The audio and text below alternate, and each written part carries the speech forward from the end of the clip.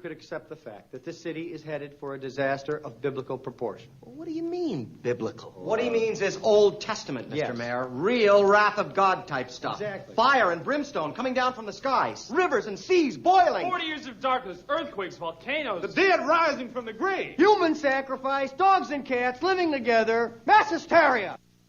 What's your this wide receiving core? Oh, I think it's terrible. I think it's awful. I think it's absolutely horrendous.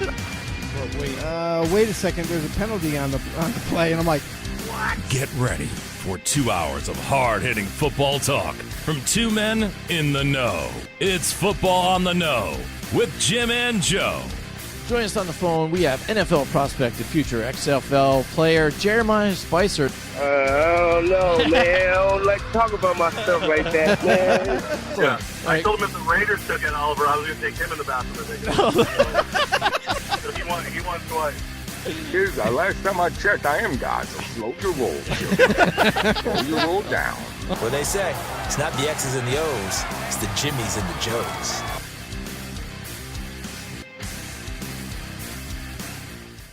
All right, what's going on, everybody? Welcome to another episode of Football on the Know. I am Jim McPhee, and alongside of me is Mr. Joe DeCapita. What's going on, Noodles? Welcome back for another edition of Football on the No Show. This is ready to go, locked and loaded. We're ready for the final game of the season, everybody, for the regular season before we head right into the playoffs. Oh, yeah. Dude, big deal. We've been dying to talk football here. I've been sick as hell. Right, and there's a lot of scenarios for playoffs. Oh, yeah. A lot of seeding issues that could happen. Some teams could possibly sneak in, but they need a lot of help. We're waiting to break it down just so we can find out who do we think is going to end up making it in the end. Yeah, so a lot of people are saying there's still a chance. Even your Oakland Raiders are still in the mix. Yeah. All right, Mike Tackett joins us already. He is in the house. What's going on, Mike? And Mike, it's been a while. Saturday night, boys. Yeah, it's been on so long. See, my voice is still gonna crack a little bit here, everybody. Yeah. That's all. Bear with me here, though. Our poor boy Jimmy. He came down with a little sickness, and so that is the reason why we haven't been on in a little Plus the while. holidays coming along too, so it's been really crazy. And it's busy. Hope everybody had a happy holiday, Merry Christmas, and all that stuff. So. 100%. Larry Kristoff says, "Woo, Cowboys!" Who knows what's going to go on with the Cowboys? That's an interesting scenario there too in the NFC East too. Yeah. I mean, right now it's in the hands of the in the Philadelphia hands of the Eagles. Yeah. So let's see if the Giants can play. Spoiler there too, and then the Cowboys come in there and take a win against the Redskins. But hey, who knows what's going on in the Wild East? Excellent. But Mike Tackett says, "Happy Saturday night, boys. Only have a few minutes until my Buckeyes play, but wanted to send you guys some love. If you guys go get a chance to check out the Japanese championship game that I put on live to almost at 100,000 views in a week. Wow, check that out. Nice. Yeah, we'll check it out if we can in a second here. It's been a crazy week. We're getting together here on a Saturday night. A little odd, isn't it? A little odd, but this was the time we found we were able to get on here with everybody, so I appreciate you joining the show. A lot of announcements, too, coming up here. It is the end of the 2019 season here. Week 17 is upon us. The end of the year is coming up in a few days here. So Joe and I wanted to make an announcement to everybody here that we are changing a format to our show once again. We have been growing as we've going along with everybody here.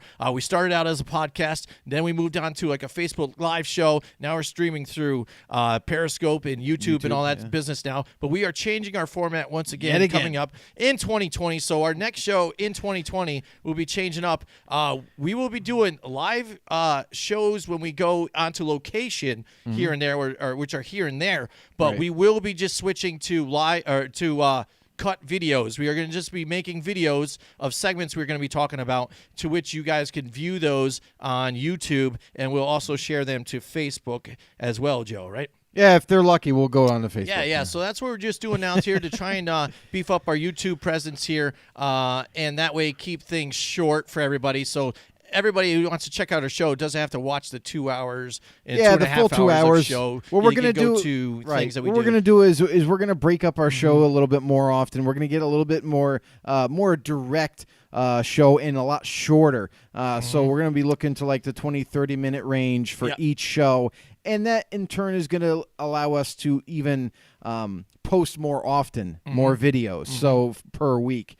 So we're not trying to concentrate so much on one day and kind of like wearing out some of you know-it-alls out there that don't have the opportunity to to check in on our live stream, possibly when you want to be a little bit more interactive, and maybe you want to get to the point. Maybe you don't want to talk about, the everyday of the NFL. Maybe you don't want to talk about certain teams and you just want to hear about yours. This way, you're going to be able to kind of channel in and target what shows that you want to dive into, and then just in the comments below, say what you want to say. You agree, disagree? Do you have a different opinion about something? And share the video. Much appreciated. Yeah, absolutely. So, yeah, definitely we'll be doing that along in 2020. So I appreciate you guys joining us tonight. So we're going to keep tonight's show kind of short. We're going to go through along with the holiday season. Usually we do like a big Christmas extravaganza stuff, but with the way the holiday has been and how I've been sick and everything and stuff, so we're just going to keep it low-key here, but we're also going to get into our Naughty and Nice segment that we like to do every year. So let's just jump into that, Joe, right away here. Let's go. Get into our Naughty or Nice segment. Here we go. We got our Naughty or Nice list. All right. That's right. All right, so first on our naughty list, Joe, we have who's been naughty this year? We're going to look at here we go. I screwed up already. Here we go, and it's Baker Mayfield. Baker Mayfield is our first one on our naughty list that we have.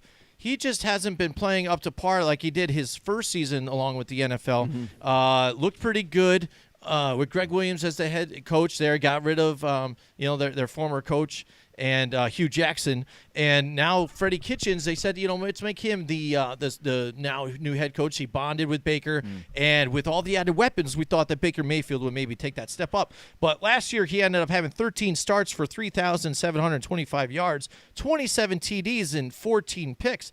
Now this year, he's had 15 starts. Now he's at 3,548 yards, and now closer to picks with 19 touchdowns and 18 picks. So a little bit of struggling there, and you just noticed when you watch the games in the pocket, he's a little more uncomfortable. That is due to partially the offensive line here struggling. Mm-hmm. But a lot of people thought with the added weapons that he had that we would see some offensive explosion a little bit here. Yeah. And it's almost been too much on his plate to kind of dish out to everybody. Yeah, well, I mean, the bottom line is it all starts with the offensive line, and they did nothing. As great as a job as John Dorsey has done, the GM of the Browns, he's brought in some amazing talent. He's made some amazing moves over the last couple of years to really kind of make this defense and offense very competitive. However, the one big rule that he left out is that you need to have strong lines. You need to have a good D-line and a good offensive line. And he kind of failed on that aspect of the offensive line play. Didn't really upgrade that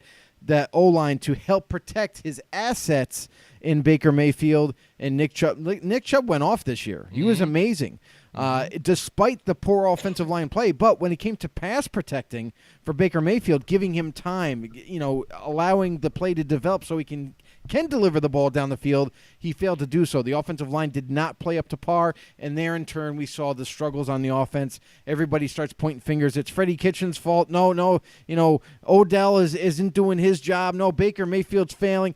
Really, all in all, it's the O-line that needs to step up, and until they correct that problem there in Cleveland, you're going to see that offense struggle in the near future. Mm-hmm. The other thing that I would say about Baker is, listen, everybody thought this guy was going to take a big step forward. And, yes, it's nice to have a lot of toys around you to be able to utilize. Kareem Hunt is in the picture now with Nick Chubb in the backfield. You have Odell. You have Jarvis Landry. You had David Njoku, but he can't stay healthy. But, nonetheless, you had playmakers around him. But that wasn't enough because you didn't have the protection. So, in turn, we saw him struggle this year. Nobody anticipated. I don't care if any of you people out there thought that Baker Mayfield was going to light it up, but did not happen. We didn't see the tremendous offense that was supposed to come in and just terrorize that division. Did not work. Now it's back to the drawing board. John, if you're listening, upgrade that offensive line so maybe next year you can go ahead and win that division. All right, next up on our naughty list, We have Mitch Trubisky here from the Chicago Bears.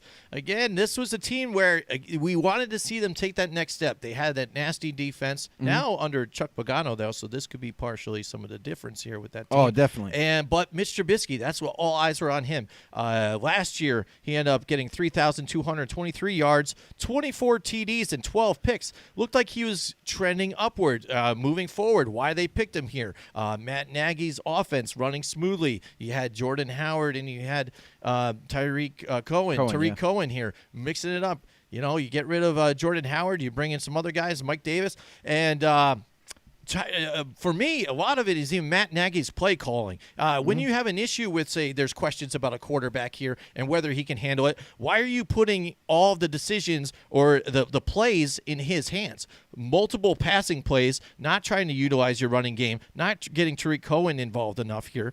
And now when you see when he's pressured, Mitch Trubisky, when he's unable to get out of the pocket and use his legs, struggling and not getting to those reads quick enough. So now this year, he's taken a tick downwards to where he's got 2,931 yards on 14 starts and 17 touchdowns to 10 picks. So a little bit of difference there. Not as many interceptions, but definitely not the touchdown production and the scoring production that we've seen with the Chicago Bears as of last year. Right. So a bit of a difference here. And to where they're not scoring and now and keeping up with these teams, and the defense isn't there to get it going here. Yeah, and that's the thing. The Chicago offense, it's been a roller coaster ride along the whole entire regular season. You know, Mitchell Trubisky was supposed to come in this year, take another step forward in his development and really kind of make this offense run on all cylinders. Unfortunately, it's failed to do so. And yeah, you're right. Matt Nagy, he hasn't been the best at play calling throughout the year, but what he's learned throughout the season is that he's learned, I think, a little bit better as we get to a close of the season. He's learned how to manage Mitchell Trubisky better. And we've seen him in the last couple of weeks. We've seen him use Trubisky's mobility and his legs more often in this offense, which is giving opposing defenses a little bit more of a problem because now they have to worry about not just the running backs in the backfield, but also Trubisky, and he's still able to deliver the intermediate throws like he used to and opening up the deep passing game. So, yeah, we've learned some things, and we've also been a little disappointed with the play on the field. But all in all, I think they'll be fine going into next season if they keep working on those issues. All right, Ronald Magno is in the house. He says after the Super Bowl is over, the XFL comes in. Oh, hell yeah. You know, absolutely. And we're going to try to get to some of those games, too. We're going to see our buddy Jeremiah Spicer. It's going to be exciting. Play against the New York Guardians, so that would be exciting. And Stephen Likens is in the house. He is last show. It's been now a few weeks now. I'm sorry because I've been sick and everything. But last show's MVP here, Stephen Likens. He was a new know-it-all. Yeah. Lit it up. He had a lot of fantasy questions. He did. And he says here, Appreciate hey, fellas, it. finally able to catch you guys live again. Well, out of my 8 leagues I was in, made it to 5 championship games and won 4 of them. Pretty darn good year in my book. Hell yeah, it's always good. Winning 4 out of 5. Absolutely. Can't beat that. Thanks for all your help, fellas. Currently working on some mock drafts for the upcoming draft. Happy holidays, happy New Year. Absolute year. Thank you. Absolutely. You're all good. Likens, it's a pleasure having you on here. Thanks again for joining us here tonight. So here we go. We're going into our naughty or nice list, and next up on our naughty list, we have Von Miller, in case you guys can't read that small. Oh, my God. You have Von Miller? What? Von Miller's on this list? I mean, a lot of people forget about him now because you have your Aaron Donalds of the world. You have your Khalil Max out there and stuff. And, what about Von Miller? You know, he was having double-digit sack seasons here, and as of last year, he had 16 starts and 14.5 sacks, 4 forced fumbles, and 1 INT. Now, yes, I mean, it is hard to try and beat a season like that. That is an amazing season. It is. But again, like I said, he's strung together despite, what he had for a team here, multiple double-digit sack seasons, to now where it comes to this year, he has 2 less starts, and he has 7 sacks, 0 forced fumbles, 0 INT. So only half the amount of sacks getting it done here for the struggling, yet now late surging, a little too late, Denver Broncos here under Drew Lock. Right, and the thing with Von Miller, too, is before anybody starts pointing the fingers about Bradley Chubb got hurt this year, so that's the decline in sacks. No, the decline was already happening even when Chubb has been playing early in the year. So, then when you look at his history, he's been getting double-digit sacks pretty routinely throughout his career, so despite his rookie year. So now we're looking this year, and we've noticed a big drop-off. That's that's at least half the sacks as a decline in production, which in turn, you watch these games when Von Miller is out there, he's not making as dramatic of an impact as he once was. And that brings up the question, too, is John Elway perhaps thinking of moving on from Von Miller for the upcoming next year? Because that money that John Elway originally approved to pay this guy is astronomical. And are you going to get the return in that investment going forward as he ages? So that's got to be a little bit of a concern for John Elway and company, but another topic for another day.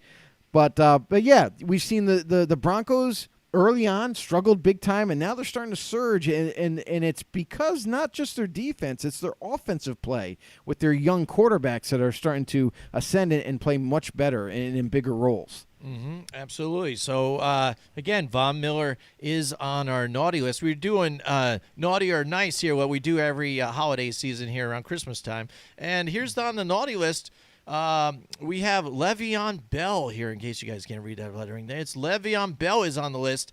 And mainly because, too, I mean, yes, he had the season off, so we're trying to judge what maybe he did back in Pittsburgh. But then a lot of people were on the hype train with the New York Jets. Some even picked them to take the division away from the Patriots.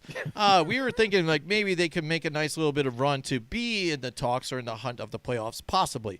And, again, despite what their, the hype was, they could not get it done. I knew their schedule, the way it was set up, though, too, was going to be difficult for them to get it done here. But LeVeon Bell, people automatically wanted to get him up there in fantasy points and draft him for their fantasy team.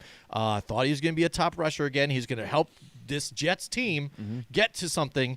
But we also had said, like, if he's your focus, if you look at the Jets offense, what would be their focus? It would have to be LeVeon Bell. So basically everybody's game plan, stop LeVeon Bell, put the game into Sam Darnold's hands, and force him to throw picks and mistakes. And that's the thing is early on in the season, before the season even started, my fellow know-it-alls, we already said that we're not really high on LeVeon Bell.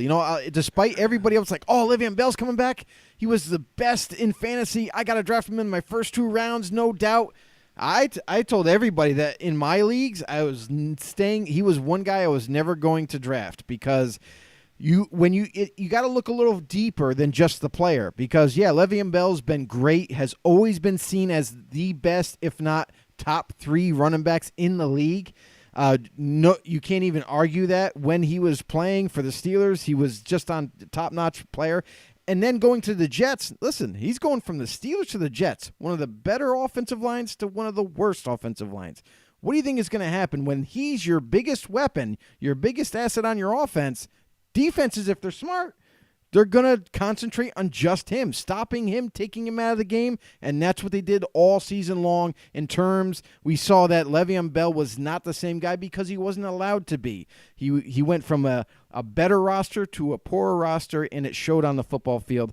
So, unfortunately, Le'Veon Bell just wasn't the same. That's right. In 2017, last time he played for the Pittsburgh Steelers, he had 15 starts, 321 attempts for 1,291 yards, 9 TDs. See, he wasn't able to bring that now to this Jets team, especially as a worse offensive line. Yeah, think about that, too. He only has 229 attempts, 748 yards, and only 3 touchdowns. So that is the factor there for Le'Veon Bell and why he is on our list. And we have a short naughty list, but the last but not least on our naughty or nice naughty list is Odell Beckham Jr., So there you go. We got to throw him out there because despite all the talk that they had, too, before the season started, him and Baker going at their thing with Colin Cowherd, he's got to be laughing right now. He's laughing his ass off at this team here.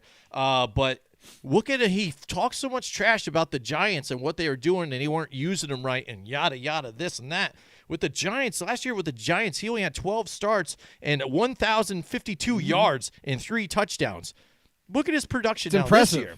Yeah, this year he had 3 more games and 15 starts, only 954 yards, which is still good for a 1 or 2 receiver with some teams here, and 6 touchdowns. So he had more touchdowns, but he wasn't getting the ball enough, even too, like he complains about, and he's still complaining about this team to where it's up in the air. Now I'm saying I might not play with this team anymore. Hey, how about this team come get me? Now they're not saying it, and there's all kinds of turmoil here with this team. That's the thing, is we got to take it like a grain of salt, because on my naughty list. Because how much of that is truth? You know what I mean? The media has been. The thing is, just like with anything with the NFL, if this guy has done enough things poorly, you're going to believe that that's what's going on. I know, but you can't sink into it. You can't just dive in because the media is bringing it up. I hear you there. No one else is saying that, this is definite. No one's even confirming these reports at all. So it's like you almost got to kind of wait and see how it evolves over into the offseason. But Odell Beckham, he's been a big disappointment for Cleveland, because Cleveland thought when they got this trade, John Dorsey, I'm sorry, it's a phenomenal trade for them. However, with Freddie Kitchens, I don't think he's been creative enough on offense to utilize all of Odell's talents. He's not just a deep threat in this league. He's also just a phenomenal receiver. Runs great routes, can catch almost about anything. So I thought in this offense that if Freddie Kitchens wanted to get the most out of him, he should have been using him in all facets of the route tree. And we haven't seen like a whole lot of short routes for Odell Beckham just to get the ball in his hands and get some yak after the catch. That's where I thought this team was going to take it on this offense. They were going to get him the ball quickly, if not try to throw it down the field and challenge the opposing defenses. But they failed to do so. They failed to get too creative with him. And much like I know the Giants with even Pat Shurmur were more creative than what Freddie Kitchens was with Odell in Cleveland, because they utilized that whole tree. They had him go on crossing routes over the middle. They had him do drags just to get the ball in his hands, because he is a prolific player on the football field. You get him the football in his hands, he's tough to bring down. You can't get a real clear hit on him. I still haven't seen him take a hard hit. So that kind of a difference maker just wasn't utilized enough in a better way when he was with Cleveland, to the point where he had a little bit of a dip in production, and everybody's a little disappointed with it. But hey, maybe next season, maybe they are going to utilize him a little bit differently, because after this failed year, the hype train was so big. Now it's going to make Freddie Kitchens and his staff go back into the offseason and be like, hey, we got to think of different ways to get these players the football and make this offense harder to stop. So we'll wait and see when that happens. All right, we are doing our yearly naughty or nice list here. All right, and right here's our list that we just had of all the naughty players. We have Baker Mayfield, Mitch Trubisky, Von Miller, LeVeon Bell, and Odell Beckham Jr. All right, now that moves on to our nice list, Joe. Here we go. Moving on to our nice list. So nice. Yes, that's right. Here we go. All right, first on our nice list, we talked about him earlier. We have Nick Chubb here in our nice list here, Joe. How about Nick Chubb leading the NFL in rushing yards? And this guy, too, burst on the scene a little bit last year. You knew that this had to be the game plan of the Cleveland Browns, despite having all these weapons that they had. You had to run the ball, get it going here, and work around Nick Chubb, and then you can dish out to all these other weapons that you have. Even despite having Kareem Hunt come in through on this team, later on in the season, and still add him into the mix, he has still been able to produce. He leads the league, like I said, in yards with 1,453 yards, 8 touchdowns. And not only just that, he has 35 receptions for 277 yards, too. So they're using him through the air now to what they would use, say, Duke Johnson for last year, or when they had Carlos Hyde, same type of deal. This is what they're doing now with Nick Chubb, all the way around. Versatile player, Nick Chubb, on our nice list. Yeah, Nick Chubb's been a phenomenal player for them. Even in his rookie year, he showed a lot of promise. And then this year was going to be the year. After they made that trade for Duke Johnson to move on from him, you knew that he was going to be the feature back for the Cleveland Browns, and rightfully so. We saw on the football field all throughout the season him breaking tackles, making guys miss, catching the ball in the backfield, becoming a dynamic running back out of the backfield. And he's got a long and prosperous career ahead of him. He's one of the most dangerous weapons that they have on the Cleveland Browns, and can't wait to see, and hopefully he stays healthy so we can see how great he can become. Mm-hmm. Stephen Likens joins in. He's talking about the LSU game that's going on. That LSU game team is good. LSU 63 over Oklahoma 28. Burrows was 29 of 39 for 493 yards, 7 passing TDs, 1 rushing TD. Looks like Cincy is getting a pretty darn quarterback. Boy, that escalated quickly. I mean, that really got out of hand fast. There you go. That's how that game went. You know, they were in trouble early. And so, I mean, but 63 to 28, oh, my goodness. I don't think college football wants to see that in their playoffs. You know what I'm saying? It's just rough. That's like when that Notre Dame played, was it Alabama back for the championship game. He goes, Steven says, I had Chubb in 2 of my championship teams, able to get him early in round 2. There you go. That's what's funny, too, is those fantasy ones. A lot of people, like, if they did take LeVeon Bell in round 1, right, they had Nick Chubb just sitting there. Waiting there. And the same thing happened for a guy like Dalvin Cook, too. A guy that nobody really kind of trusted because he was injured last year. But when he's healthy, he's phenomenal. So that was the biggest scare for him. But Nick Chubb, there was a lot to like. And some people passed on him, and now they're really wishing they didn't. And now we're doing a naughty or nice list. Going on to their second guy for our nice list. It's scary Terry McLaurin here for the Washington Redskins. Despite getting injured and coming back and be able to play a little bit, and his rookie season, he has been the only bright shining star, I'd say, on this offense here for the Redskins as they're building now, trying to get their quarterback Dwayne Haskins into holding on to the ball better and getting production going here along with them. Now he has the injury. Don't know if he'll start this week. Probably shouldn't. Like Joe and I shouldn't. It's only one game. Talking about, you might as well keep Case Keenum in there. But Terry McLaurin being able to make plays on his own to where they've been looking for a receiver like this for a long time. Joe, they've been struggling for here. He has 58 receptions for 919 yards and 7 TDs. Plus, he also gets it done in special teams and here and there. So, I mean, he's a scary player to watch. I'm excited to watch him next season coming up. Yeah, and he's one of the more dynamic receivers out of college football that no one anticipated being this good. I mean, even when when I was looking at wide receivers, Terry McLaurin, he didn't have game film really to go off of because he didn't really get to play. And that's the biggest, mystery for guys like that. You really don't know how good a guy is going to pan out if he makes it to the NFL, especially if he's been a backup his whole career in college football. So, to a pleasant surprise for the Washington Redskins, they took him in I believe it was the 2nd round, 3rd round maybe, and he's really blossomed into a phenomenal receiver, and he's going to have an amazing career. He has got a great path ahead of him. There is other players on that Redskins team that you might want to think that they could become really good as well. Not early on, but Dwayne Haskins, he's got a lot of work that he has to do, a lot of growing, a lot of developing. But he's a player that I liked coming out of college, but I thought he came out a little too early. So now you saw a lot of mistakes being made this season. Wait. I know Redskins fans, you're not patient, but you're going to have to be patient. When he gets fully developed, when he starts coming into his own, you're going to be very happy that you have him on your team, as well as Darius Geis. He's another guy, another running back for them. But his biggest problem is you got to stay healthy. You have to.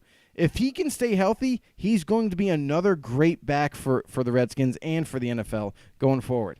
All right, we are doing our naughty or nice list. We are into our nice list right here, and we have A.J. Brown on our list. We added him late here as he's been coming onto the scene here late for the Tennessee Titans. But last week really tore that game up a bit early on. I don't think they ended up sealing the win, but they played really explosive here. And this guy jumped into now one of, it looks like, Ryan Tannehill's favorite targets here and getting it done. He had only 10 starts here.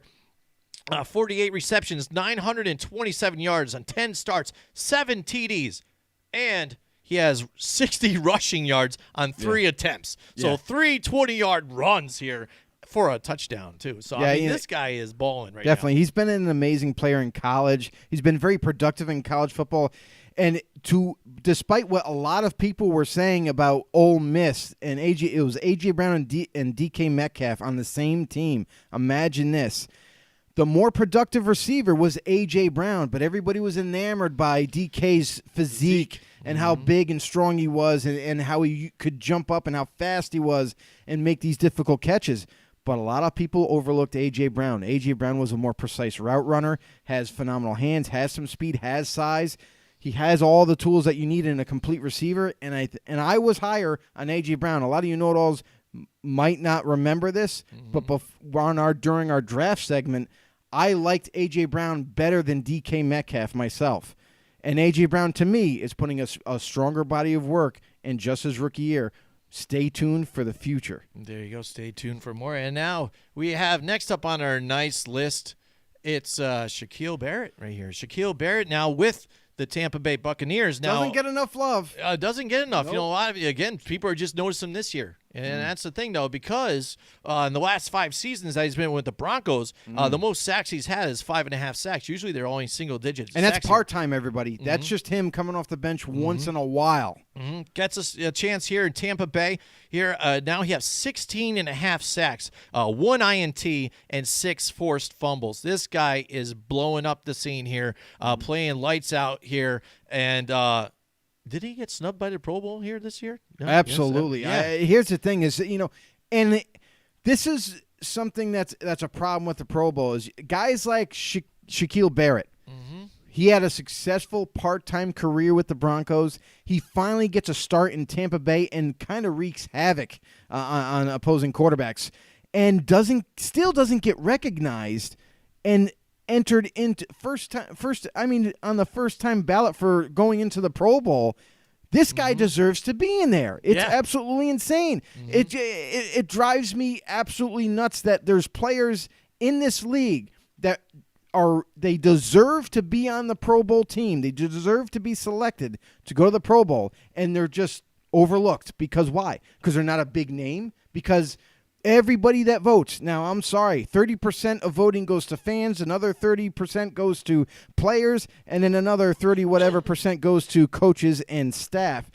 This is the problem with the Pro Bowl is it's a popularity contest, and until it gets changed, you're not going to see guys like Shaquille Barrett into the Pro Bowl unless a player is banged up and says it can't go. Or when you see a team that is going to the Super Bowl, they usually skip the Pro Bowl. Several of those guys, their names get withdrawn, and then you get voted in as an alternate. But it should be about the best play for the season. It should be about the best player, not biggest names. And that's the problem with the Pro Bowl. And I think until they change the voting process to get rid of that popularity and just voting just and make even it the all. time again. Now that they moved it, I don't know why they tried to get more interest in people watching it or something by moving it to like the week before the Super Bowl or so. I mean, that is dumb because now you're not getting your best players going there. And plus, it's in Orlando. No, people can go to Orlando all the time, and the MVP says, "Yeah, I'm going to go to Disney World." After I get it, in the Super Bowl. But when it's in Hawaii. Yeah, people who love go to Hawaii still. I mean, that's a great vacation to go to if you're going to be in the Pro Bowl. It's expensive too. It is not cheap. But I mean, come on, the NFL's got it. All right, but here's the thing. Stephen Likens. Yeah. Go ahead. He's in here. He said about A.J. Brown when we talked about him. He picked A.J. Brown up off of waivers, several leagues. Shocking how many leagues he was available. Had him in my playoff lineups on 3 championship teams. Isn't that amazing how you can even say that? Look at that. Stephen Likens out there. He's like, I had this. That's insane that he was available. Championships. He has 4 championships. This guy. Here we go. All right, and he says Barrett has been a stud this year. Defensive MVP. Yeah, and snubbed by the Pro Bowl. See that? You just never definitely deserve to be in Pro Bowl. Absolutely. Some of these guys and the voting that goes on. All right, moving on to now a guy who's on the same team with him. I'm going with Chris Godwin here. This guy has been pretty productive despite having, Mike Evans on the other side here too. Amazingly productive. Yeah. And so this year, though, he even took another step up here. And I don't know if it's because, again, Mike Evans, people are trying to key up on him to stop him from getting, plays. So then it's giving him a little more chances to get some more receptions here. But Jameis Winston's been spreading the ball around, and this is now one of his key targets here. And he's got 14 starts this year, 86 receptions for 1,333 yards and 9 touchdowns. This is his exploding off year as opposed to last year now. And last year he had 4 fumbles. This year, 0. Nipped it in the bud. controlling the ball and becoming a nice number 2 there, dual threat there in Tampa Bay. Yeah, and here's the thing is Chris Godwin's been an up-and-coming player in Tampa since last year. He's been a part-timer last year, and then this year he ended up winning the job. And everyone's going to say, oh, well, it's only because Deshaun Jackson got cut. No, it's not. It's because they saw the ascension that this young kid was showing a lot of promise and was ready for the spotlight. He was ready to be a starter. He's a great all-around receiver, and he's showing it every single week. You look at Jameis Winston and how he's it's not been a fast development, but it's been a slow reliability to Chris Godwin. It's hard to trust a new receiver, but every time he's thrown the ball Chris Godwin's way, he's caught the ball. He's made some difficult catches, and he's been racking up the yards and touchdowns and everything and helping this Tampa Bay offense not to be so one-dimensional with just Mike Evans on one side. Now it's a lot more balanced offense, and he's earned the trust, and he's going to be a great player from this day forward. He's been amazing this season. Stephen Lakin said, only had Godwin on one team, even though I had him targeted in many drafts. Sadly, he ended on the year on IR along with Evans. Yeah, I know, and that's so sad sometimes with some of these players, but with the production that he's had, I mean, it's amazing now if he could even last the full year in that's what we've seen with some of these guys. The guys that are on the nice list aren't exactly the best of the best. They are like the up-and-coming guys, or that we've noticed shining stars at some of these teams, and on the upturn or overachieving, as you will, even with some of these guys here. All right, next on, moving on. Now, talking about an overachiever and a guy that's overshadowed here, our next guy on our nice list is J.C. Jackson from the New England Patriots. Again, with having these other guys on the team, Devin, Jason McCourty, you have Stephon Gilmore, who's lighting it up. Yeah. J.C. Jackson has been a nice little highlight here with the New England Patriots. In 2018, he only had 5 starts. He was just getting spot starts here and there, 6 pass defenses, and still had 3 INTs for the amount of starts that he had. So he was a nice little spot that you could see Belichick liked, threw him here and there, to enough now he has only 5 starts this season too, but he's confident in what he can do and certain packages that he puts in there. And he has even 10 passes defensed and 5 picks. 5 picks in 5 games, 5 starts. I mean, that is crazy, this guy. He's just having an effect in certain games. And last week, when it came down to that 4th down conversion for the Bills to go in and get the go-ahead touchdown against the Patriots, he stopped Josh Allen on that play there and made the play where it mattered. And that's what Belichick always likes. Be a difference, do your job. And this guy is one of those guys for him. Yeah, J.C. Jackson, he's been a pleasant surprise in New England and a very productive player that's kind of gone strangely under the radar. Like, you read off the stats like that, those are impressive stats for a starter. Let alone a guy that's coming off the bench from time to time and then only gets a few starts this year. He's earning a lot of trust from Bill Belichick and the defensive staff, and I would not be shocked if he ends up being a full-time starter as early as next season, let alone this year. So J.C. Jackson, an amazing player and an amazing talent. Now, here's the thing, too, is New England better hope they lock this guy up, because he's going to be a difference maker for either them or possibly another team if he hits free agency. And that moves us to our next person on our nice list. We have a lot of nice guys here, but there's a lot of unseen heroes that deserve some respect here to take people take a second look at here. On our nice list, we have Darren Waller here from the Oakland Raiders.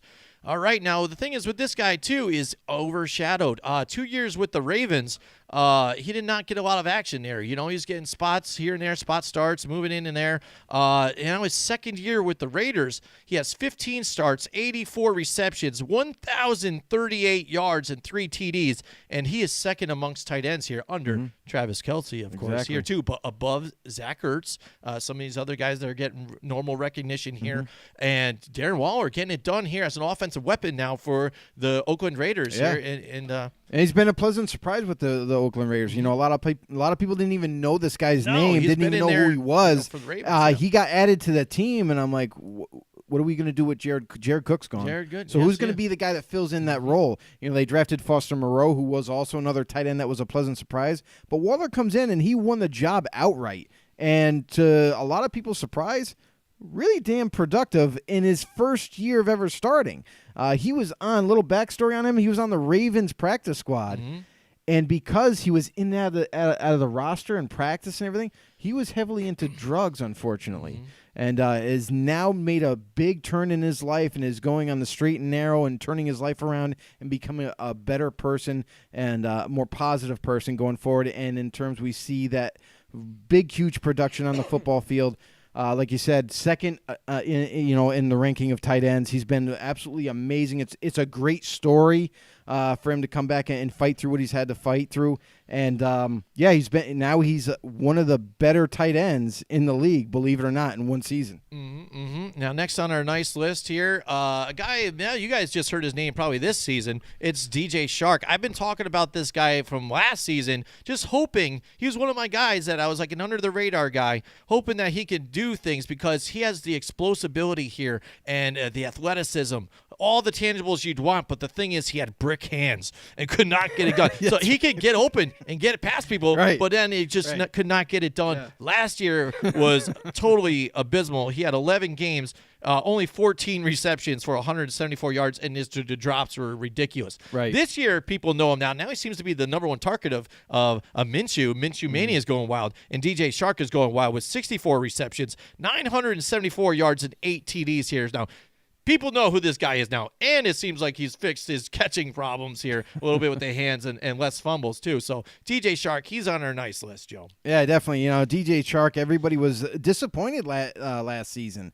He came in, and there was some hype being brought up coming out of college football that he was going to be the next number one for this team, and they're going to really kind of hopefully they'll be able to develop him fast, put him on the fast track, get him out there on the football field, and he'll develop before their eyes and play at a high level. Didn't really happen. He had a hard time catching the ball half the time, was dropping a lot of footballs, not in the right place, ran some wrong routes, and had a very bad year 2 years ago. Now you look this year and you're like, wow, what's this guy's name again? He's like a completely different player on the football field. Now he's catching everything, making difficult catches, easy catches, just getting open all the time, and has been an amazing player for the Jacksonville Jaguars on offense, no matter who's at quarterback. And he's one of the guys, like, we've been really high on Keelan Cole, waiting for him to take that next step and maybe be that high target.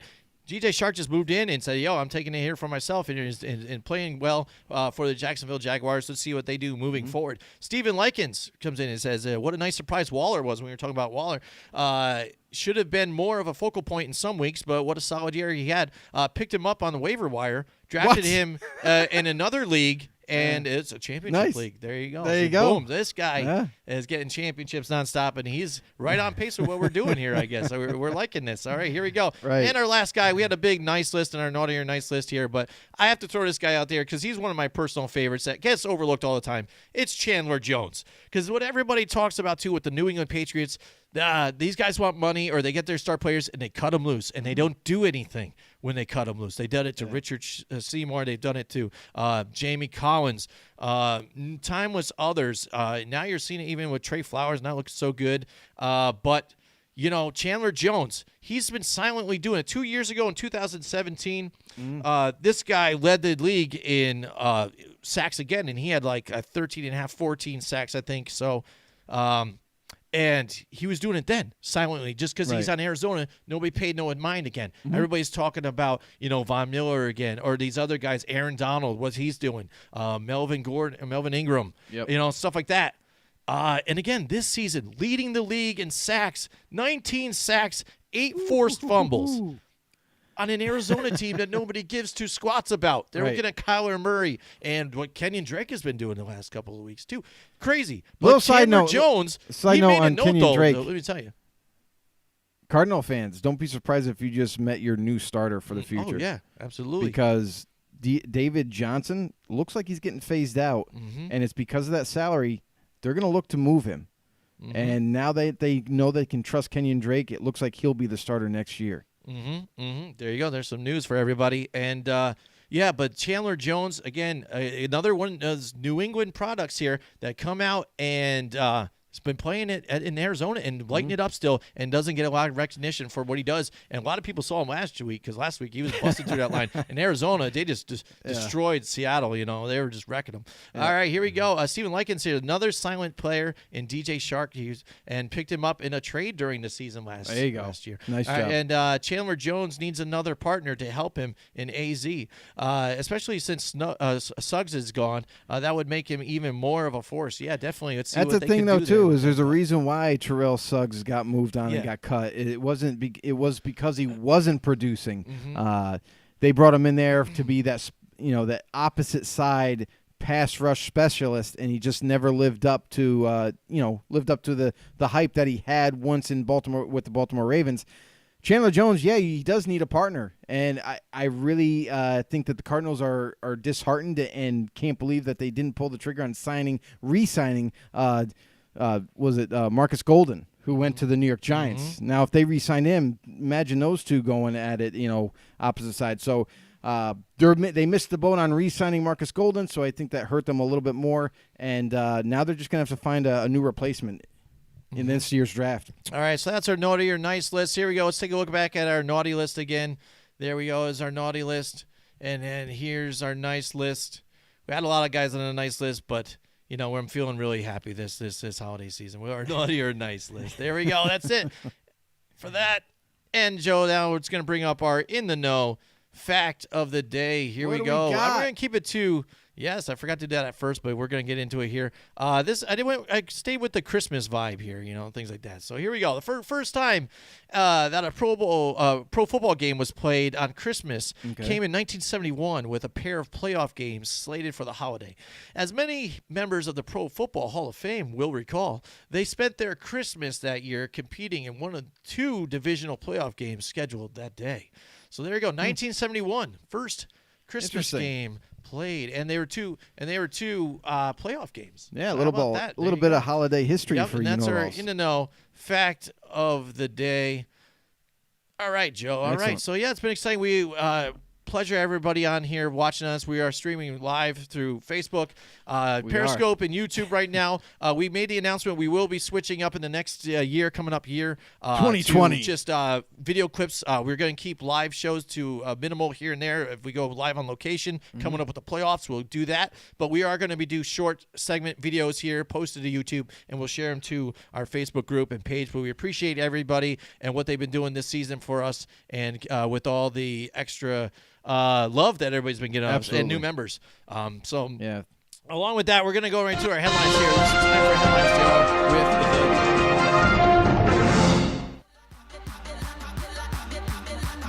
with This is The Drop. Bengals' D tackle Geno Atkins named Week 15 NFLPA Community MVP for this week. Atkins' Week of Giving, a 7-day campaign that directly impacted more than 350 people in Cincinnati through holiday gifts, donations, dental services, and charitable events. So, congratulations there, Geno. Seattle Seahawks D-tackle Al Woods received a 4-game suspension for violating the NFL's performance-enhancing drug policy, according to NFL Network's Ian Rappaport. The Eagles running back Darren Sproles, an aging running back. We always wondered how long he was going to last. He has announced he will retire this year after the 2019 NFL season. So Darren Sproles calling it quits and hanging up the cleats after the season. Julio Jones becomes the fastest wide receiver in NFL history to reach 12,000 career receiving yards. So breaking records this year, there's been a lot of players that have been breaking records. And here, yet another record has been broken. Michael Thomas has also surpassed Hall of Famer Randy Moss with 5,396 yards for the most receiving yards through a player's first 4 seasons in NFL history.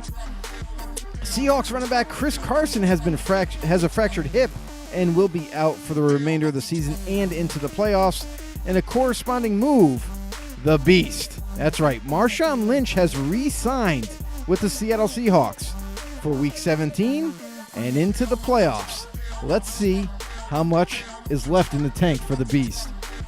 Eagles release Jay Ajayi with Jordan Howard returning from injury. And hopefully with his return, maybe, just maybe, they can pull off a win and lock in the division this week. Houston Texans defensive end J.J. Watt will also be ready to suit up for the Texans when the playoffs begin. Per NFL Network's Ian Rappaport and Mike Garafolo, this is, some people were kind of skeptical whether he was going to be even come back this year. But to everybody's surprise, he's healed up faster than anticipated, and he will be ready for the playoffs. Saints are signing versatile defensive back Deshaun Shedd, adding some more help and more depth to that defensive backfield. Browns wide receiver Jarvis Landry reveals he played 2019 season with a fractured vertebrae? Yeah. Wow. That's pretty crazy. Per Maria Rendonor of the Akron Beacon Journal. That's insane. Yeah. Fractured vertebrae. And this dude played a whole season with it. Yeah, what's Cleveland, going on with what are you doing over there? there? What are you doing over there? Why you got to force the guys out here, The Atlanta Falcons announced Friday that they will retain head coach. I know, Atlanta Falcons step away from the edge. They are going to retain head coach Dan Quinn and GM Thomas Dimitroff for the 2020 NFL season. What? We don't know exactly. That's what I was going to say, too. I don't know. I don't know. What? They just like to make mistakes. We'll see. Wow. So the Atlanta Falcons, they didn't just stop there, but now they're going to make Raheem Morris their new defensive coordinator beginning 2020, which is a positive. Yeah, I was going to say that. I mean, when he took over the playbook and when he took over that defense, the defense played much better down the stretch of the season. So rightfully so, he deserves it. And we're just maybe, next season is going to be the defense we anticipated for this year. The Redskins and Pro Bowl punter, Tress Way have agreed to terms on a 4-year extension worth more than $15 million, sources say. So the Redskins made a pivotal move in their organization, and it has nothing to do with receiver or tight end. No, it's the punter. So you're in good hands. Yeah. Per NFL Network's Ian Rappaport, Trey Hopkins, the center for the Cincinnati Bengals, has signed a 3-year deal worth $20.4 million total and includes a $4.5 million roster bonus guarantee. So they're locking up their starter at center. Redskins president of football operations Bruce Allen will be fired after the season's close.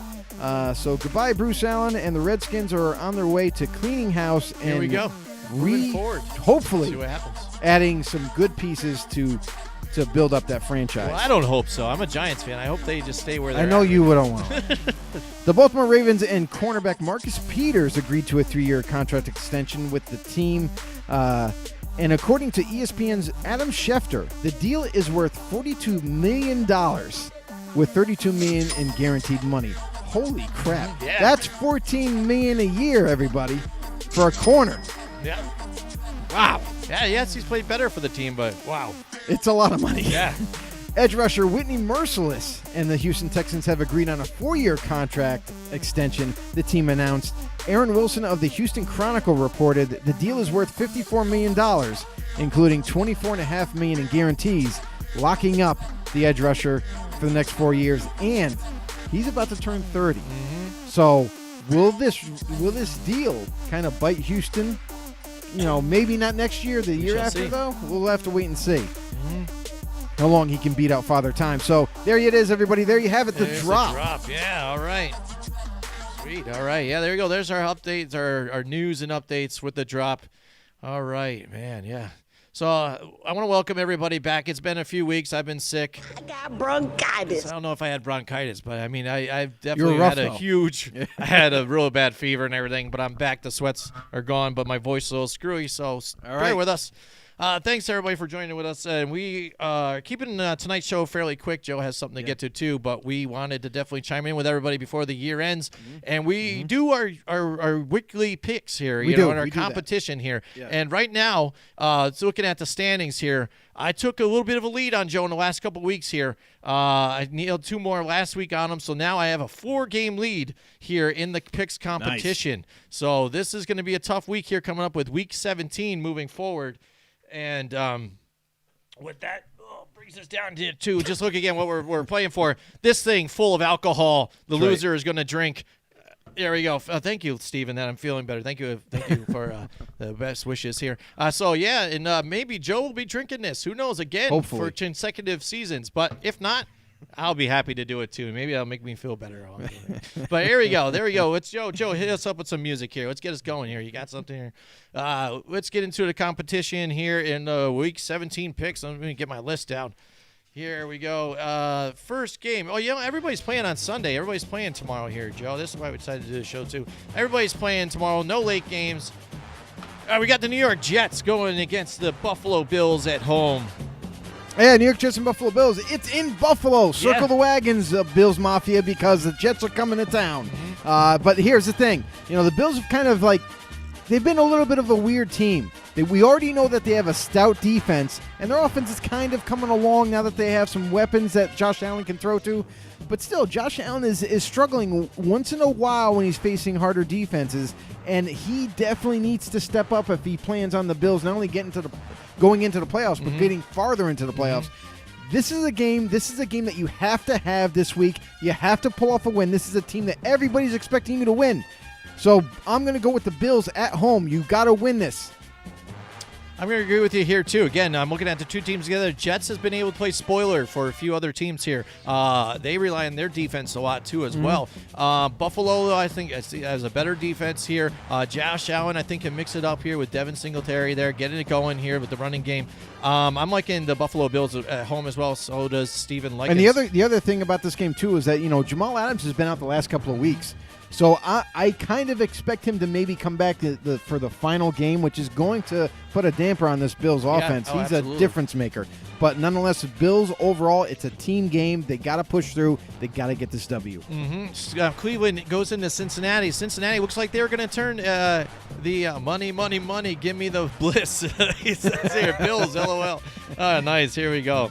The Cleveland Browns go into Cincinnati. Cincinnati, again, with they changed the quarterback again. Looks like they were making a turnaround to maybe get some wins here, but they have definitely number one solidified and locked in they're going to be their pick here. And Cleveland, I think, is just enough to get it done here against Cincinnati, even though they're semi kind of rivals. I'm going to go with the Cleveland Browns here and to get it done. This is definitely one of those games where it's a roll of the dice. Yeah. I mean, you really don't know. Sometimes the Bengals play well, and you're like, wait, they won? And then sometimes the Browns have been playing this season where it's like up and down, you have no idea. Overall, I like the roster better with Cleveland, and that's really what I'm going to go with. Even though they're going to Cincinnati, it's a divisional game. This will be close regardless of who wins. And I'm going to go with the Browns. I'm going to hope that Freddie Kitchens and company, they got a good game plan and maybe not try to stretch the field so much this time. Use your running game. You get into the short passing game to intermediate, and I think they'll be just fine. All right, Washington Redskins going to the Big D in Dallas. Dallas needs to come out of here with a win. They have been struggling, and every Dallas fan has been calling the coaches into question here on every play and everything that happens. Something happens later on in the fourth quarter to where it comes down either to a referee, even though, or a bad play call or whatever it is. Right. And fans are upset here, and they should be, though, too, because, again, when I said it in the beginning of the season, Dallas is a division to lose, and Browns leave a stain in Cincy. Browns skid by. Steven, I love it. All right, here we go. And but Dallas, this was their division to lose, and now they're losing it. They're struggling. They have the talent here on this team and this roster, and Philly has been banged up. They've been having struggles here and there, and they've been able to stay with them, and now they took the division, so Dallas needs to come away with a win here. Washington, if they start Case Keenum, they have a better chance, I think, to win this game with Case Keenum. They do. And they can get a running game going here. Adrian Peterson looks nice. I like the way he's looking. He's looking fresh. So this is going to be a close game here, but I'm going to stick still with Dallas with their the tails pinned against them, or whatever you want to say here. Dallas Cowboys, backs against the wall, have to win at home. I'm going with the Dallas Cowboys. Yeah, so the Redskins, this is one of those games too. The Cowboys have been beat up. They haven't been playing as well. They're still trying to figure out what's going on in Big D, and they just haven't been able to figure it out. Offensively, defensively, defense is struggling, which is surprising with all those playmakers that they have. And the Redskins, they've kind of been on a little bit of a turn-up here. They've been really playing much better down the stretch of the season. And despite who they have at quarterback, whether it be Haskins, Case Keenum, Haskins has actually shown some life too as well. Better, yeah. So there's a lot to like with the Redskins, and some of the players like Terry McLaurin and company, and the Cowboys. They just got to get this done. This is in your house. This is in Dallas. You need this win. If the Dallas Cowboys lose, they are out. This is a must-win game for them. So I, too, am going to go with them in Dallas.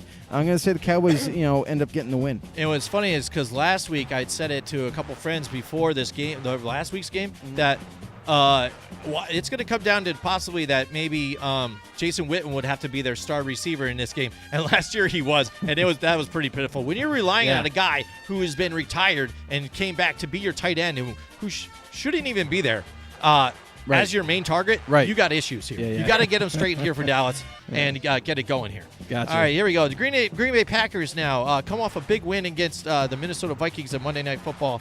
Going to Detroit here, who has been struggling. Yes, they don't have their starter anymore, and things are grim right here in Detroit. We're hearing murmurings and maybe firings, but then no, they're going to keep the personnel there. I don't think they have a chance here just because they have too many losses here with everything. I see Green Bay going in there and getting a win against Detroit. Yeah, here's the thing: is like everybody talks about resting players. Should you not going into the playoffs when you know you're going to make it? I think it's a big deal to rest players if you can afford to. Now, this is going to be a game where the Lions really don't have to win, but they know they're going to want to play spoiler against their rival, against the Packers. But the Packers, I think, will be a little bit too much for the Lions. Their defense is playing better now down the stretch for the last couple of weeks or so. And the Lions, they're playing with a third-string quarterback, even though he's been doing an adequate job. The other part of this equation is that Kerryon Johnson, who got injured early on in the year, a lot of people thought he was done for the season, is actually returning for this last week and starting. So that's going to be a little bit of a wrench into the gear, throw a wrench into the gears there, and might screw up some things. I think this is going to be a little closer than people anticipate, but I think in the end, the Packers will win by a field goal. Yeah, and if they have their starters in there, I think, get a little bit of a lead and then probably even pull them halfway through and start pulling guys out here and get a little bit of a rest possibly for everybody. All right, so go with the Packers there now. The Los Angeles Chargers got beat by the Oakland Raiders last year. That surprised me a little bit. I thought the Chargers were going to be able to take on Oakland because Oakland's been struggling at times. But then every time when I think they're struggling, they come through and pull out a great win. They were really confusing, tough for me to pick. I know it's tough for you, too, because you're a fan of them. And the Kansas City Chiefs here at home, though, the Chargers, even now with Derwin James, still have full guys there on defense altogether, still haven't been very good. Right. They've been very disheartening to me because I thought they were going to take that step forward this season. Didn't. Kansas City Chiefs, still great at home. They're going to get it done here, Kansas City here at home. Yeah, and here's a big deal: is the Chiefs actually need to win this game. Yeah, they're not right out of the woods yet. They could drop not necessarily out of the playoffs, but they will. They're definitely making the playoffs because they're going to win the division. But it's seeding. That's going to be the critical thing for them. They want to get a little higher seed if they can help it. So they are going to want to win this game. They are home. They are tough to play at home. I would not be surprised if the Chargers could pull off a win in Kansas City and play spoiler, but. Let's be honest. Andy Reid's going to have these guys dialed in, so I'm going to go with the Chiefs at home.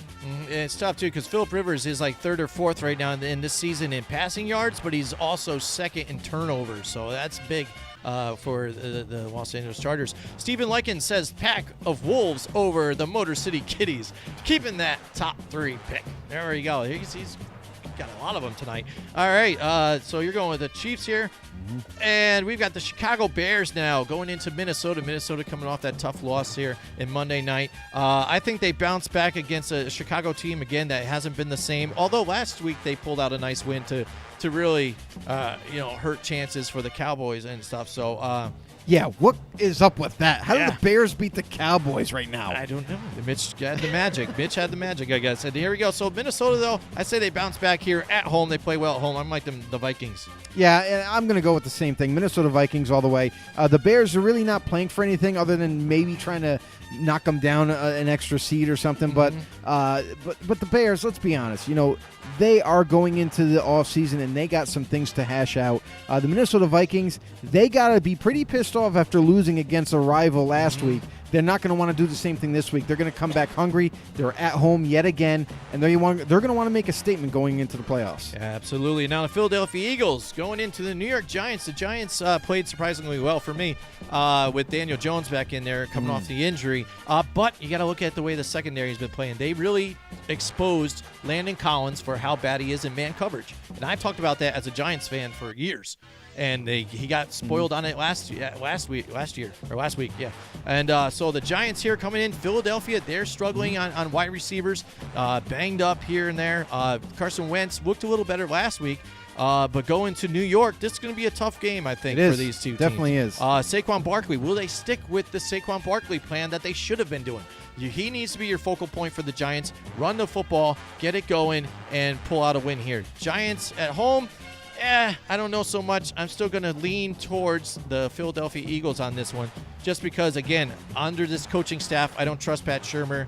I don't know what team I'm getting every year. Plus that defense. Every week, yeah. You've seen defense, what happens when they had the injury at corner. They bring in what's his name? Oh, man, I can't remember. Love? Love, yeah. Love got burned hard many times. Julian Love. Yep. And that's it. So if he's in there again, they're going to pick apart, little spots where he's open. And what is that? Valdez-Scantling is the guy for the Philadelphia Eagles, right? No. He plays for the Packers. I'm trying to remember that guy. Arcega-Whiteside? Yeah. I see him to have a big game against the Giants. He's going to have to because he's like pretty much the only other receiver besides Nelson Aguilar. Yeah. And they don't even like throwing to Nelson Aguilar. They're going to be without Zach Ertz this week because he fractured a ribs. And so they're going to try to hopefully get him healthy for the playoffs if they make it. Now, this is another critical game for the Philadelphia Eagles. They win this, they're guaranteed win the division going into the playoffs, and they kick the Cowboys out. This is where the scenarios are starting to stir up. The Eagles need this game. Giants are going to love to play spoiler here. The Giants played very well last week with Danny Dimes.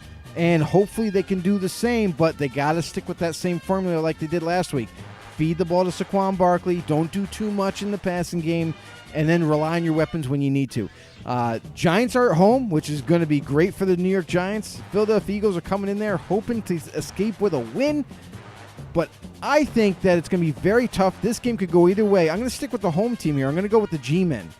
All right. Because as long as Danny Dimes does not make the mistakes, and this is a big if, I think the Giants could easily have this Eagles team and make it very unique and very interesting. Yeah, it would be pretty crazy. Going into it's going to be up to the Cowboys and the Eagles. Cowboys and Eagles. Let's do it. Stephen Lycan says about the Chiefs scalping the Bolts, the Vikings horns stick the Boo Boo Bears, and the G-Men with the bark upset over the flightless Eagles. There you go. He's got them all. I like this. All right, the Miami Dolphins going into New England. Here, Dolphins have looked great at times. I should have went with them last week. I don't think I did. I know. I didn't either. Yeah, I was thinking like about so it. Tempted. And So there you go. You never know what you're getting, though, sometimes. But going in New England, I think New England, again, skinning out by the skin in their teeth last week against the Buffalo Bills.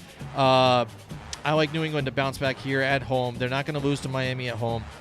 And move forward. Here, go on to the playoffs. They're probably not going to lose to Miami at home, but I hope they do. Yes. I'm still going to pick the Patriots at home. They are tough to beat at home. They have lost at home this year, but the Dolphins, they're still in rebuild mode. They have been playing pretty much above their talent level. Yes. Yeah, I mean, they've absolutely. been playing amazing football. So there's some hope in Miami for Dolphins fans out there, but they got a long way to go. Dolphins are going into New England. I think if the Patriots are going to have to shoot themselves in the foot in order to lose this game, but they got to handle business. So Dolphins are like the anti-Browns. You know what I mean? They got rid of everybody and they got better. There's no way they can win, right?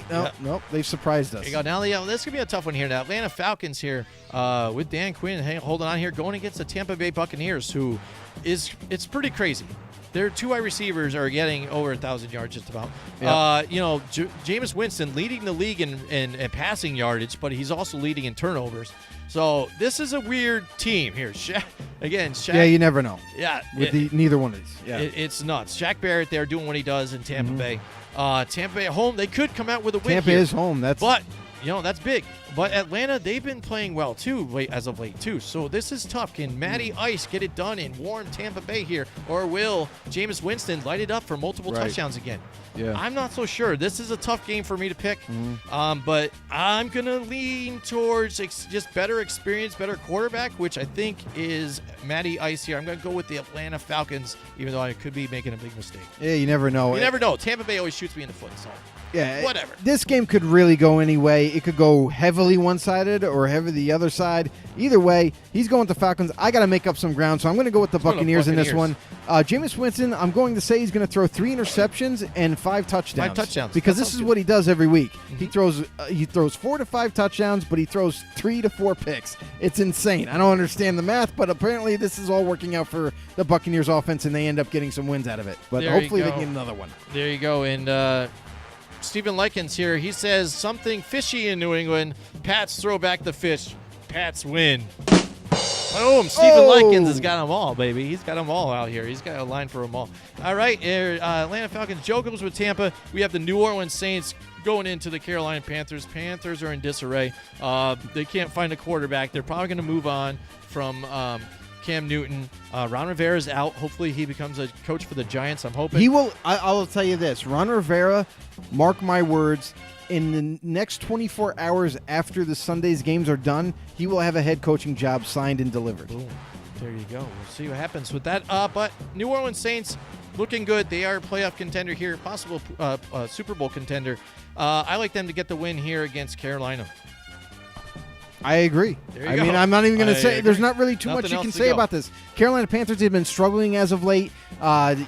There's question marks all around that team right now. Besides Christian McCaffrey, is Allen going to be the starter going forward? Are they going to look to the draft maybe to find the next franchise quarterback? Are they going to stick with Cam? Are they not going to stick with Cam? It all is going to depend on the new coaching staff that comes in. I still believe that they should move on from Cam, but we'll have to wait and see how that whole scenario plans out. But the Saints, they are coming in. They are playing for something. I think Sean Payton's going to be smart with his players. He is going to rest some guys, maybe get a lead first before he rests his starters, and the Saints are going to end up winning it in the end. All right, here. Now, next up, the Indianapolis Colts and the Jacksonville Jaguars here. Joe, how about you? Why don't you start off with this one? What you got? Hey, this goes along with the scenarios here. Is the Indianapolis Colts have to beat the Jaguars in order for my Raiders to make this play, even have a chance to make the playoffs. Do I think my Raiders, even if they got in, would go anywhere? No, but it would be cool just to at least play one more game this year. So I, of course, am going to have to root for the Colts. I got nothing to lose at this point. Who cares? They're going to go into Jacksonville, and I'm hoping Jacoby Brissett, I see a different kind of Brissett. Hopefully I see the Brissett from earlier this season and not from the past couple of weeks. And the Colts go into Jacksonville and get a win. I agree. I know. It seems like maybe even since the injury or something like that, he hasn't been the same here, Jacoby Brissett. And they are good enough to get the win last week. Again, their defense I think has been giving up a little too much than what I thought they really should be. Right. Jacksonville just found that they lost some magic with Minshew, went back and forth with quarterbacks. They're struggling. Right up to the front office here. Tom Coughlin's gone. Yeah. I mean, the players were leaving. Doug Marrone's probably going to be out. And I know players aren't going to be playing for his job. People like to say that. I'm like in the Indianapolis Colts here. I've been sticking by them the whole season. I'm going to go with them over the Jacksonville Jaguars. And Stephen Lincoln says Panthers not perfect, and the Saints win. Bucks cannon goes off, but not enough against the Falcons and Matty Ice. There you go. Coming up with all of it here. Pittsburgh Steelers now against the Baltimore Ravens. This is not going to be your close matchup that you see from the Pittsburgh Steelers and Baltimore like you would like to see normally with I think Ben it is. Roethlisberger. The Ravens are resting all their players. That's true, are resting everybody, so that might be. Yeah, who's their backup for the Ravens? RG3. RG3, oh yeah, that's right. Well, I still think RG3 is going to have a ball, I think, with that team, though. He fits that offense, so who knows? He does. And with Pittsburgh, what they're doing with Mike Tomlin, to where he said, I want Devlin Hodges just to not kill us, go through. So basically he's saying a message to Mason Rudolph, you're killing us, bro, and things that you're doing. But then within a game when it's not going well, you go to Mason Rudolph, you get a little bit of a spark, you get something, and then it's not happening again. So then you flip back to the other guy again. You're looking a lot what Doug Marrone was doing with, Blake Bortles and stuff like that, and Chad Henne when he didn't know what he wanted to do and this and yada yada. So now you're really struggling just to get anything going. Your running game has been atrocious because of injuries and blah blah blah. Your defense can only do what it can. Baltimore, even though they're resting, I think they skin out a win here. I'm liking Baltimore at home. I don't think Pittsburgh gets a win here. Even though they're in the playoff hunt. So Baltimore is that confident against this team and said, still not getting it. I think it's just more about resting players, but all right. But here's the other part of the equation that the Raiders need to happen is that they need the Steelers to lose. So I'm going to go with the Baltimore Ravens at home, and with RG3, full confidence, they go ahead and they get the win. All right, here we go. Now the Houston Texans and Tennessee Titans, Joe. Let's go with the matchup. What do you say about this matchup? Tennessee Titans, this is yet another part of the equation. The Texans need to beat the Titans in order to win. Now, the biggest, craziest thing is that if the Chiefs win, then the Texans don't have to win this game. If the Chiefs lose, it matters to the Texans, and they could move up in seed. They could actually flip-flop this thing where if the Chiefs happen to lose against the Chargers and the Texans beat the Titans, Texans go up to their seed and the Chiefs drop to the 5th. Boom. Big change. Yeah, big so time. the Chiefs would end up playing the wild card game. Even though they won the division. Mm-hmm. It's crazy. But nonetheless, I need the Titans to lose. I need the Texans, whether they're going to rest players or not, I need you guys to pull out a win for me to give my Raiders a shot to get in the playoffs. I'm going to go with the home team, Houston Texans, regardless of resting or not. Please get this win for me over the Tennessee Titans. Here we go. Now, Tennessee Titans, they've been playing good. And look what happens. You move Derrick Henry now. He was one of our players that we liked moving forward in this season, too, if they utilize him. And, yes, they do. And they're getting it going. Tennessee just didn't do enough last week to get it done. Looked like they were going to, but couldn't. They're going to face off a nice, tough opponent again here in the Houston Texans. Texans need to try and, eliminate any kind of possible threat here. And Tennessee, I think, is a threat. So you need to take these guys out now, get it done. They have the power to do it. They're at home. They play better at home. They just need to limit the running game here and try and see if Ryan Tannehill can beat you. Which he can still. Think he can. He can. But that's you got to try and keep the running game down and try and just handle it in the passing. Just to be clear, if I didn't have to play from behind here, I would not be picking the Texans. I'd be picking the Titans. But I'm doing it because I need to make up some ground on you. Well, I'm going to pick the Houston Texans here at home too. You are not. Come on. All right, now. Really? Yeah, let's see what you have here. How about then this I'll one? pick the Titans. Well, are you going to pick the Titans then? All right. Yeah, if you're going to to take the Texans, I'll take the Titans. All right, he's going to pick the Titans. All right, remember the Titans. Never. I'm sticking with the Texans. You're going to stick with the Texans. I'm going to just keep making your marks. What are you doing? You're going to stick with the Texans? Yeah, I'm going to stick with the Texans. All right, you got a few other here. It's all right. Could be Let's different. go. Let's see. We got Oakland Raiders and the Denver Broncos. Okay. Denver Broncos have been playing better the last couple of weeks here. Is it enough to take out the Oakland Raiders now? Oakland Raiders, again, they're that hit-miss team. Josh Jacobs has been injured and you're not knowing what's going on with him. When he's on the field, he's explosive. But they've been able to get wins, though, without him, though, still, too. So going into Denver, it's going to be tougher, but definitely a lot tougher. I'm believing in your team, though. Still, Joe, I want to root for the Oakland Raiders, though, too. Yeah, they need the win to stay alive, obviously, but they got a lot. They need a lot of help in order to even to get into the playoffs. So, the Raiders got to pull it out. They got to do they got to do their own thing here, and listen. They got to play better defense. They've been playing abysmal defense. Most of it, I think, is because of our own defensive staff just not doing a good job, not making changes. But the Raiders' offense, there's a lot to like on there. Despite all the injuries that they've had to sustain, they're still technically in the hunt. So it's something to like there. So you're going with the Raiders. How am I going to make up ground there?